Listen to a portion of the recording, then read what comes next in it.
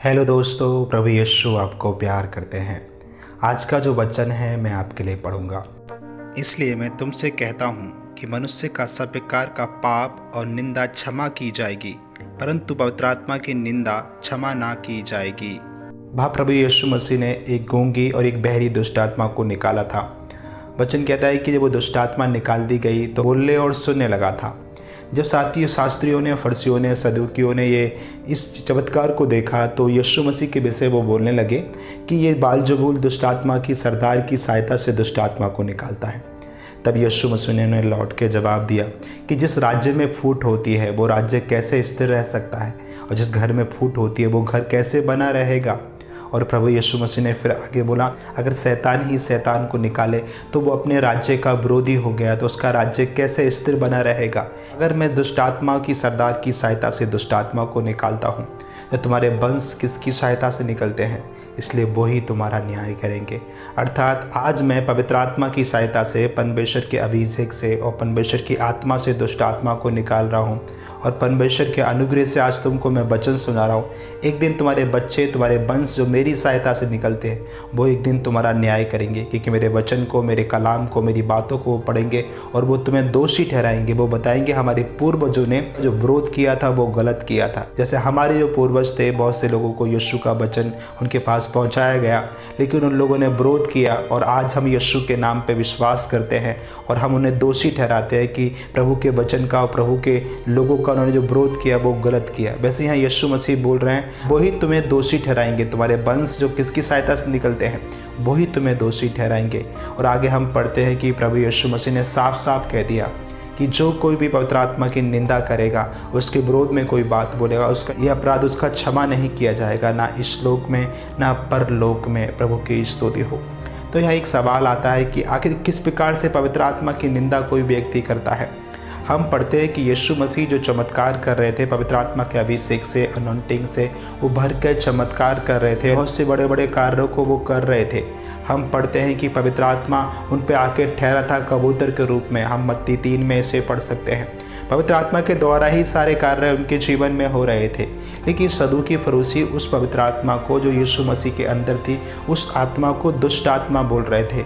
Indirectly वो पवित्र आत्मा को दुष्ट आत्मा बोल रहे थे। ये बात वो भली बात ही जानते थे कि जो भी कार्य हो रहा है परमेश्वर की ओर से हो रहा है। इस जगह वचन में सदूकी फरीसी बोलते हैं कि पापी व्यक्ति इतने चमत्कार नहीं दिखा सकता।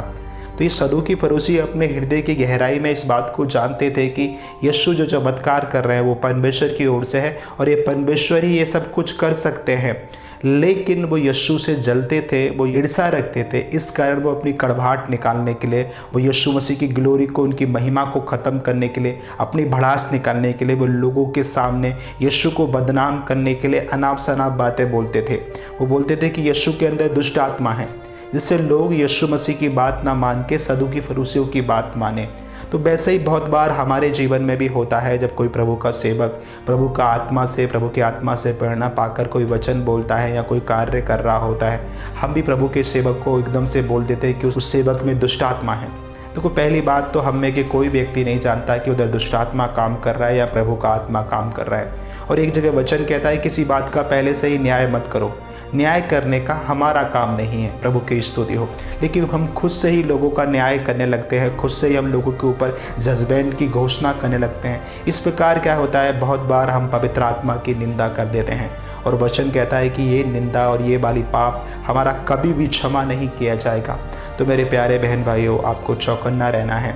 कभी किसी के प्रभु के सेवक के विरुद्ध में आपको नहीं बोलना है। बाइबल इस प्रकार से सिखाती है, किसी प्राचीन पर जब दोष लगाया जाए तो 2 या 3 गवाहों के बिना उसे सुन भी मत। प्रभु की स्तुति हो।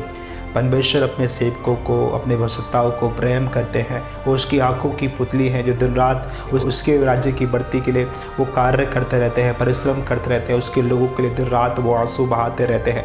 प्रभु अपने सेवकों को बहुत प्यार करते हैं। प्रभु के सेवकों के विरुद्ध में और उसके वसताओं के विरुद्ध में आप कोई बात मत बोलिए कि अगर आप ऐसा करेंगे तो कहीं ना कहीं जाने अनजाने निश्चय ही पवित्र आत्मा की निंदा करेंगे।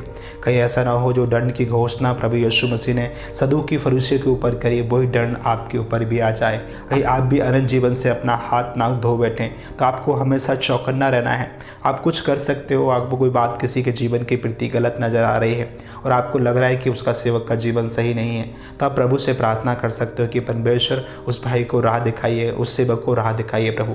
चाहे शायद प्रभु मैं गलत जांच रहा हूँ प्रभु, अगर कुछ भी गलत है प्रभु तो आप उसे उसके जीवन से निकाल दीजिए। जब आप प्रभु से ऐसी प्रार्थना करोगे तो प्रभु निश्चय ही उस व्यक्ति के जीवन की तरफ नज़र करेंगे और कुछ भी गलत होगा तो प्रभु उस सेवक को सिखाएंगे, उसे समझाएंगे। आप किसी का न्याय मत कीजिए। अगर आप न्याय करेंगे तो कहीं ऐसा ना हो कि दूसरे का न्याय करने के चलते कहीं वो न्याय आपके ऊपर ना आ जाए। आइए हम प्रार्थना करते हैं कि परमेश्वर हमें ऐसे सब चीज़ों से बचाए और कहीं भी हमने ऐसा कुछ काम किया है प्रभु हमारे गुनाहों को माफ़ करे। पिता परमेश्वर, मैं धन्यवाद करता हूँ कि तेरी दया सदा हम पर रही है प्रभु, और हम कर्मों से धर्मी नहीं ठहरे हैं प्रभु।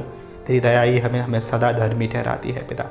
कहीं भी तेरे सेवक के अगेंस्ट हमने बोला है प्रभु, या कोई किसी सेवक के विरुद्ध हमारे मुख से कोई बड़ा बोल निकला है प्रभु, हम तेरे सामने पछताते हैं प्रभु। किसी का न्याय करना हमारा काम नहीं है प्रभु, फिर भी किसी का न्याय हमने किया है प्रभु तो हमें माफ़ कर दे पिता परमेश्वर, और हमें अनुग्रह दे कि ऐसी सब बातें कहने से और ऐसे सारे काम करने से प्रभु परमेश्वर हम बचे रहें और वो करते रहें जो तुझे भाता है प्रभु। वचन कहता है कि आप उसमें प्रेम रखो प्रभु, इससे सब जानेंगे कि तुम मेरे चेले हो प्रभु।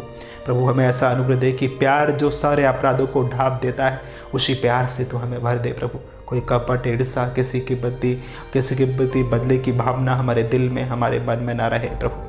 मैं आपको सारा आदर देता हूँ पिता, यीशु के नाम में मांगता हूँ प्रभु, आमीन।